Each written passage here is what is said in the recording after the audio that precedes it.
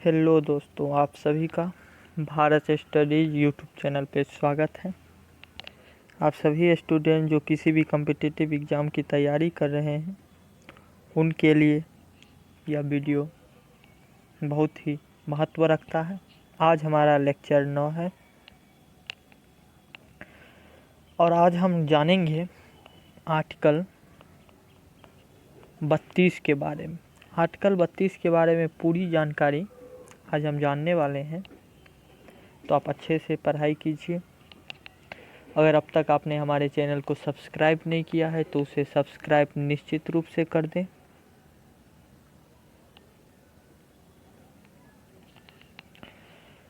और वीडियो को लाइक निश्चित करें अगर आपको पसंद आ रहा हो तो।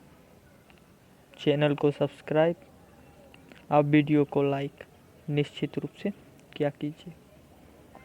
आप हमारे सोशल अकाउंट्स पे भी जुड़ सकते हैं।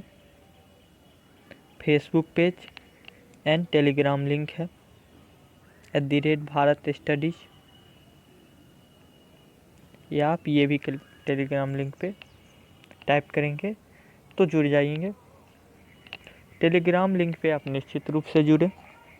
जितना भी इन्फॉर्मेशन होता है हम आपको टेलीग्राम ग्रुप पे निश्चित रूप से प्रोवाइड कराते हैं, तो आप टेलीग्राम ग्रुप पे निश्चित रूप से जुड़े। तो आइए आज की हम क्लास की शुरुआत करते हैं। अनुच्छेद 32, आर्टिकल 32 जो हम आज पढ़ने वाले हैं वो है अनुच्छेद 32, आर्टिकल 32। इसी आर्टिकल 32 के बारे में हमने इससे पहले की क्लास में भी पढ़े थे, पर उस क्लास में हमने इसके साथ 33, 34 और 35 ये भी कवर किए थे, और हमारा जो फंडामेंटल राइट का चैप्टर था वो चैप्टर हमारा एंड हो गया था। पर बात वही थी कि बच्चों को आर्टिकल 32 समझ में नहीं आया, क्योंकि उन सब में इम्पोर्टेंट जो है वो सिर्फ आर्टिकल 32 है। हमारे एग्जामिनेशन पॉइंट ऑफ व्यू से भी इम्पोर्टेंट है और हमारे दैनिक जीवन में भी इसका बहुत मायने महत्व रखा जाता है। तो आज हम आपको इसी आर्टिकल 32 का पूरी तरह से जानकारियाँ देंगे, पूरी तरह से जानकारियाँ उपलब्ध कराएंगे। एक एक चीज़, एक एक बातों, एक एक शब्दों का अच्छी तरह से व्याख्या होगा। जो भी हमारे संविधान में लिखा गया है उसकी पूरी और अच्छी जानकारी हम आपको प्रोवाइड कराएंगे। संपूर्ण जानकारी होगी, इसलिए अब घबराए नहीं। तो आइए हम अपने क्लास की शुरुआत करते हैं।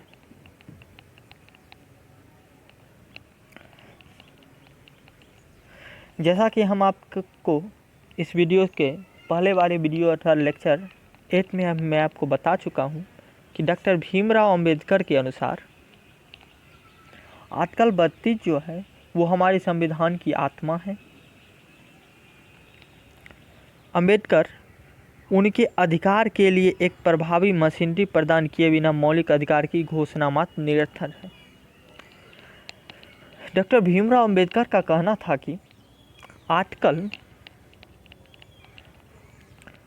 32 जो हमारे आर्टिकल 32 हैं, अगर ये हमारे संविधान में न हो तो हमने जो फंडामेंटल राइट दिए हैं इसका कोई महत्व नहीं रह जाता।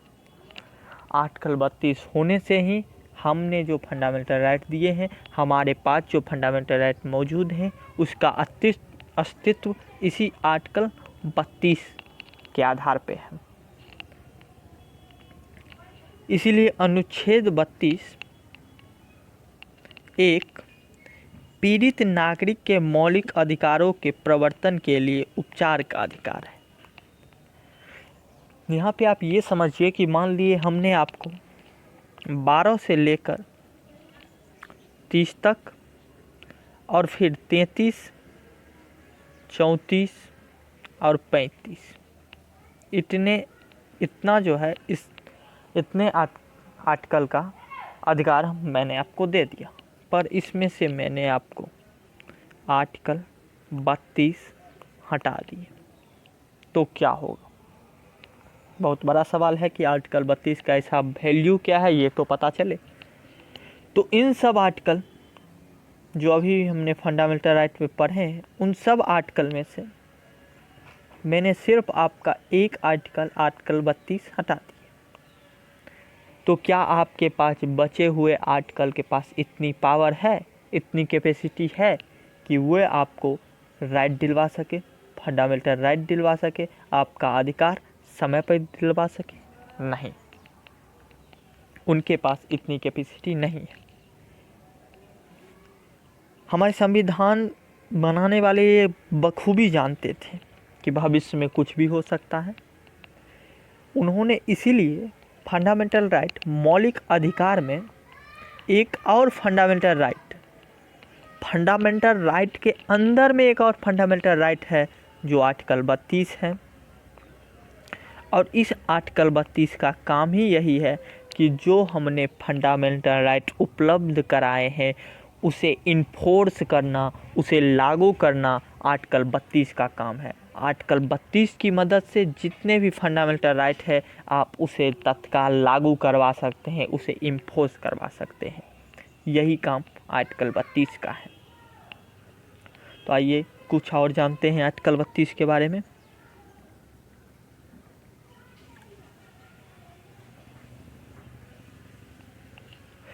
मौलिक अधिकारों को संरक्षित करने का अधिकार अपने आप में मौलिक अधिकार को वास्तविक बनाता है। हमारे पास जो मौलिक अधिकार है, हमारे पास जो फंडामेंटल राइट है, उस फंडामेंटल राइट को संरक्षण देने के लिए, उसे लागू करने के लिए एक और फंडामेंटल राइट लाया गया और उसे कहते हैं आर्टिकल 32। हमारे मौलिक अधिकार को संरक्षित करने के लिए, उसे सुरक्षित करने के लिए जो मौलिक अधिकार लाया गया वो अपने आप में बताता है कि हाँ, यह एक वास्तविक फंडामेंटल राइट है, यह एक वास्तविक मौलिक अधिकार है। इसलिए डॉक्टर अंबेडकर ने अनुच्छेद 32 को संविधान का बहुत हृदय और आत्मा कहा है। एक ऐसा अनुच्छेद जिसके बिना यह संविधान एक शून्यता होती। मैंने आपको पहले ही बताया है कि अंबेडकर जी ने कहा कि अगर आर्टिकल 32 हमारे संविधान में नहीं होते तो हमारा संविधान शून्य होता, हमारा संविधान जीरो होता। आर्टिकल 32 के होने के कारण ही हमारा संविधान इतना बड़ा, इतना समृद्ध है और हमें जो फंडामेंटल राइट मिला है उसे वो संरक्षित करता है।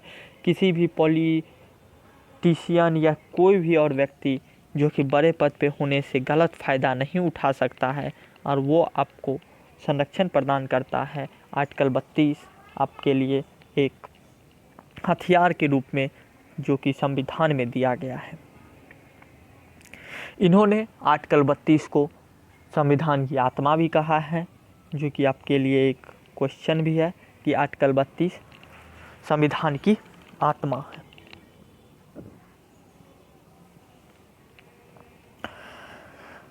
आइए, सुप्रीम कोर्ट अनुच्छेद 32 के तहत संविधान की एक मूल विशेषता है, इसीलिए इसे संविधान के संशोधन के माध्यम से भी समाप्त नहीं किया जा सकता या दूर नहीं किया जा सकता।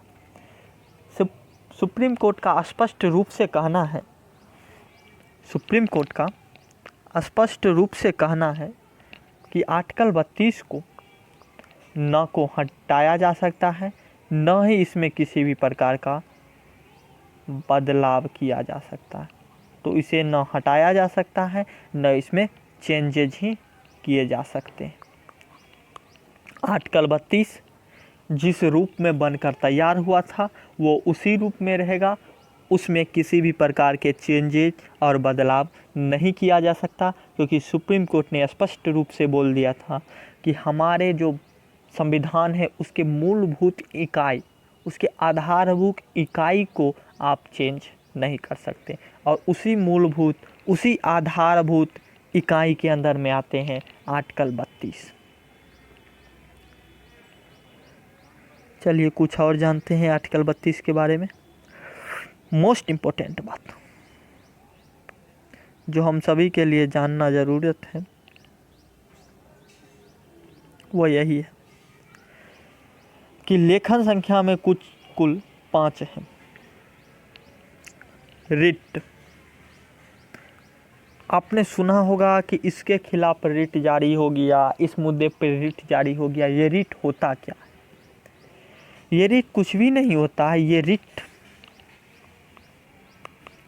ये रिट जो है, ये रिट सिर्फ आपको आपका अधिकार इम्पोज करवाता है। आप इस रिट की मदद से अपना अधिकार प्राप्त करते हैं। यह एक आदेश होता है और इसी आदेश से आप आपका फंडामेंटल राइट प्राप्त करते हैं। एक रिट लगाते हैं, एक केस दायर करते हैं, वही होता है रिट। आप जो इस इम्पोज कराइएगा ना, ये 5 में, इसी को रिट कहा जाता है। इसी को रिट कहा जाता है। रिट 5 होते हैं। 5 मुद्दे पे आप रिट जारी करवा सकते हैं। तो वो 5 मुद्दे क्या होते हैं ये हम जानते हैं। सुप्रीम कोर्ट आर्टिकल 32 और हाई कोर्ट आर्टिकल 226 के अनुसार रिट जारी कर सकता है। यहाँ पे ये देखिए, ये आपका सुप्रीम कोर्ट जो है वो आर्टिकल 32 के अनुसार रिट जारी करेगा और हाई कोर्ट जो है वो आर्टिकल 226 के अनुसार रिट जारी करेगा। बात यहाँ पे ये फंसती है कि होता क्या है कि सुप्रीम कोर्ट को तो रिट जारी करना ही करना पड़ेगा, क्योंकि आर्टिकल 32 हमारे फंडामेंटल राइट के अंदर में है।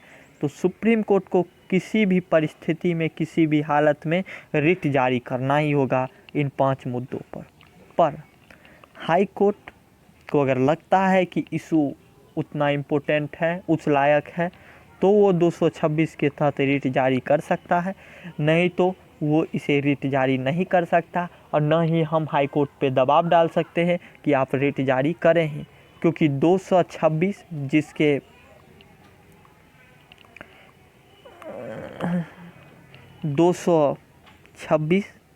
जिस आर्टिकल के तहत हम हाई कोर्ट में जाते हैं रिट जारी करवाने के लिए, वो आर्टिकल फंडामेंटल राइट के अंदर में नहीं आता है।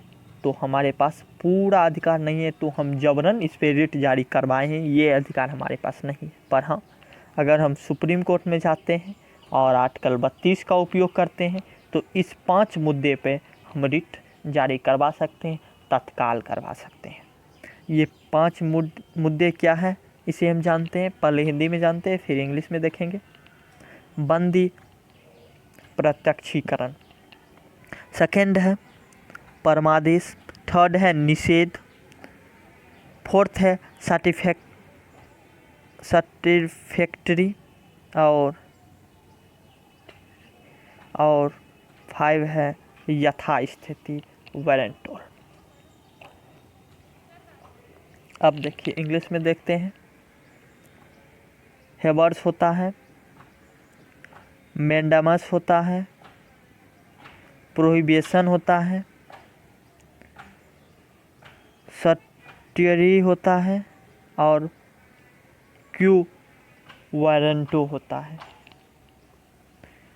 ये 5 जो होते हैं इसके खिलाफ आप रिट जारी करवा सकते हैं। Prohibition, mandamus, habeas corpus, mandamus, prohibition, certiorari and quo warranto. Certiorari और को वारंटो। अब ये होता क्या है एक एक करके इसके बारे में जानते हैं।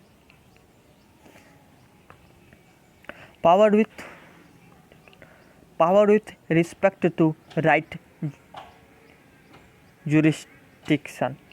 अब जानते हैं अधिकार क्षेत्राधिकार के संबंध में शक्ति। क्या शक्तियां हैं किसके पास, ये हम जानते हैं। सर्वोच्च न्यायालय के लिए मौलिक अधिकार तक सीमित है, लेकिन उच्च न्यायालय के लिए मौलिक अधिकार और कानूनी अधिकार दोनों हैं। पूरे भारत में सर्वोच्च न्यायालय का क्षेत्र व्यापक है। उच्च न्यायालय रिट जारी करने से इनकार कर सकता है और 226 मौलिक अधिकार नहीं है, लेकिन अनुच्छेद 32 एक मौलिक अधिकार है। सर्वोच्च न्यायालय नहीं कर सकता है, इसलिए सर्वोच्च न्यायालय मौलिक अधिकार का रक्षक और गारंटर है। ये बात हम इससे पहले आपको बता चुके हैं कि हाईकोर्ट जो है ना, वो 226 के तहत रिट जारी करता है, और 226 जो है वो हमारे फंडामेंटल राइट में आते ही नहीं। तो हाईकोर्ट को अगर मुद्दा उतना गंभीर नहीं लगा तो वो उसे रिट जारी करने से मना कर सकता है, पर सुप्रीम कोर्ट को किसी भी हालत में, किसी भी परिस्थिति में आर्टिकल 32 से के तहत रिट जारी करना ही पड़ेगा, क्योंकि आर्टिकल 32 हमारे मौलिक अधिकार में आते हैं। सुप्रीम कोर्ट का निर्णय जो भी होगा वो हमारे पूरे इंडिया में लागू होगा, क्योंकि सुप्रीम कोर्ट पूरे देश के लिए होता है, पूरे देश में एक होता है। हाई कोर्ट का जो भी निर्णय होता है वो सिर्फ उसके क्षेत्राधिकार तक लागू होता है, जितना उसका क्षेत्र निर्धारित किया गया है सिर्फ उतना ही मेरा लागू होता है, चाहे वो एक स्टेट हो, 2 स्टेट हो, जितना भी हो उतना ही में लागू होता है। लेकिन सुप्रीम कोर्ट का निर्णय पूरे देश में लागू होगा, देश के जितना भी होंगे सब में सुप्रीम कोर्ट का निर्णय लागू होगा। नेक्स्ट बढ़ते हैं। नेक्स्ट है हेबियस कॉर्पस, जिसे हम हर्बस कॉर्पस कहते हैं, कि बॉडी है।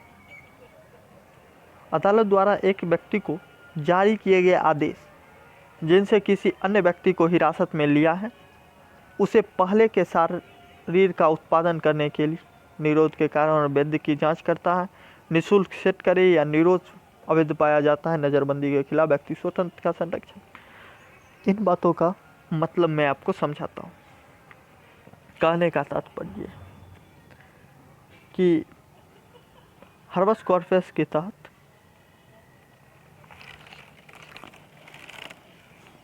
मान लीजिए किसी व्यक्ति को अरेस्ट किया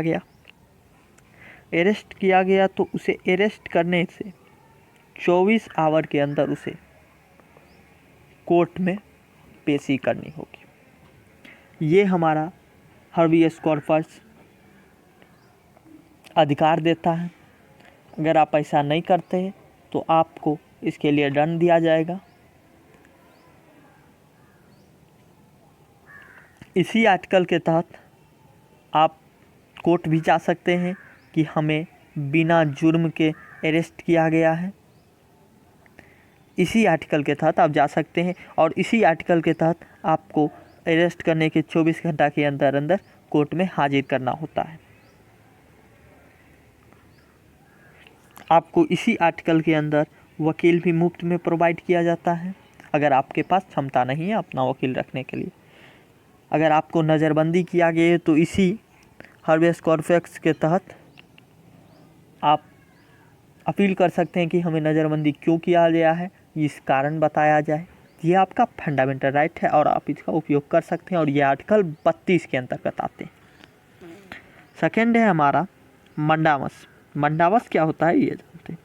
हम आज्ञा देते हैं, यह एक सार्वजनिक अधिकारी को अदालत द्वारा जारी किया गया एक आदेश है जो उसे अपने आधिकारिक दायित्व को पूरा करने के लिए कहता है कि वह विफल रहा या प्रदर्शन करने से इनकार कर दिया।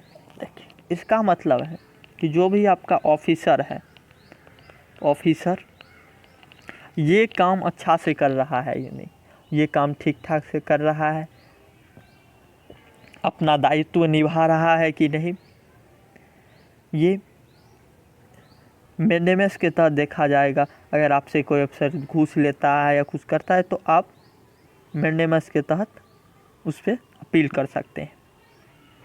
ये ऑफिसर के बारे में बात करता है। नेक्स्ट है हमारा निषेध, मना करना।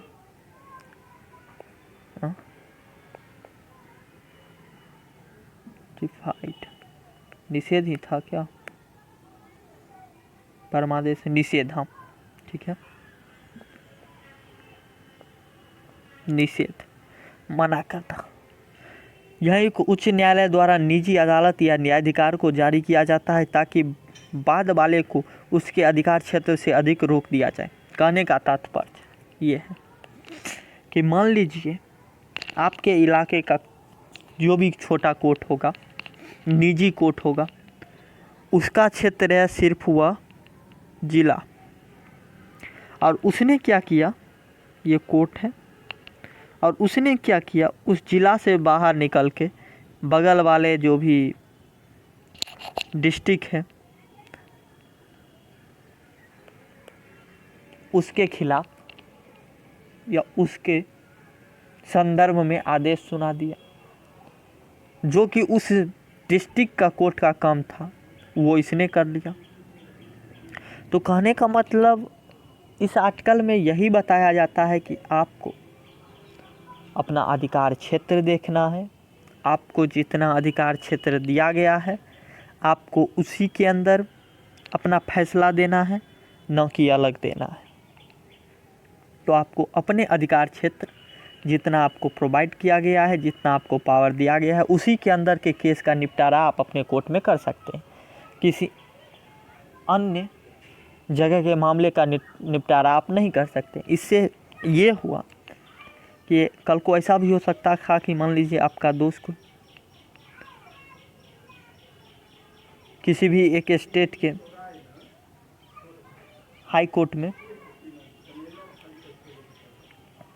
जज है और आपका जो कोर्ट है वो किसी अलग हाई कोर्ट में है।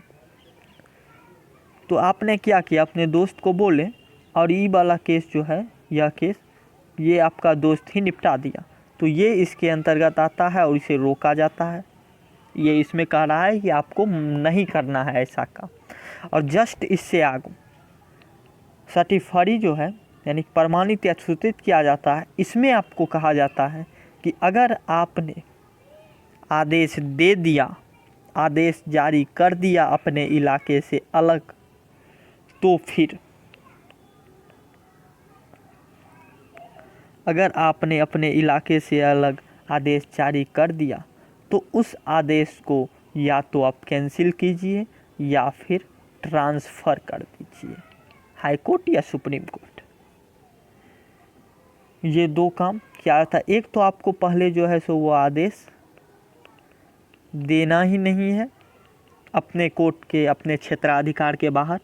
अगर आपने आदेश दे दिए तो फिर या तो इस आदेश को कैंसिल कीजिए या फिर उस केस को ट्रांसफ़र कर दीजिए। ये दो काम आपको करना है। और लास्ट जो आपको है वो है कोऑरेंटो, किस अधिकार या वारंट द्वारा। इसमें बताया जाता है कि आपका जो काम हो रहा है वो किस अधिकार से हो रहा है, कौन कर रहा है।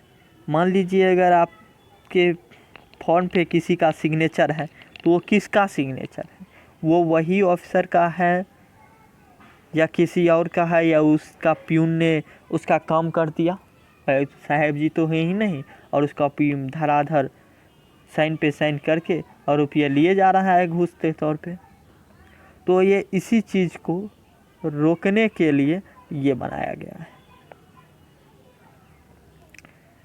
ये हमारा हो गया। आइए हम इसका रिवाइज कर लेते हैं। ये जो हमारा पांचों पॉइंट था, पहले है हमारा एच ही है ना, एच हर्वस था। उसके बाद क्या था देख लेते हैं, नंबरिंग सिस्टम मैंडवस है, HMPCQ,